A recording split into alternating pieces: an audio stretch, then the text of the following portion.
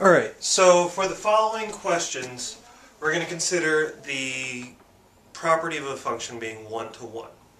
So if you recall, the definition of a function is that for each input there is exactly one output. And that led to the vertical line test.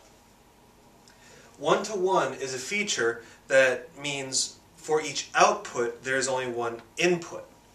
Now, that leads to a horizontal line test. The horizontal line test says that if we can pass a horizontal line through all the points and have it only go through once, then it is in fact one-to-one.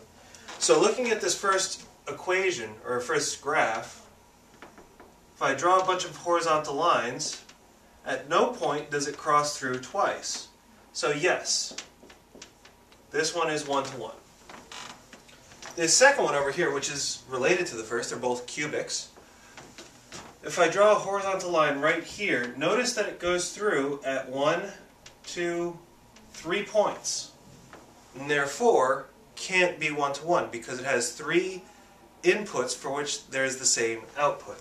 So the answer is no. Now, the horizontal line test does not exist in a vacuum. Notice that this passes the horizontal line test. I can draw as many horizontal lines as I like and still have it go through only once. But the problem with this graph is that it's not a function. So it's one-to-one, but it's not a function. So it can't really be a one-to-one function because it doesn't pass the vertical line test. So this is not a one-to-one function. Now let's look at some tables. These are x inputs, 1, 2, 3, 4. And these are our outputs, 0, 9, 7, and 2.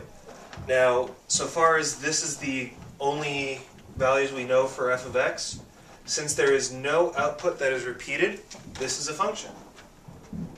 And it is a one-to-one function. Now compare that to this.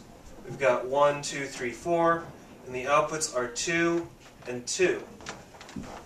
These two outputs being the same means that it is not a one-to-one function. Okay? So one-to-one functions are invertible.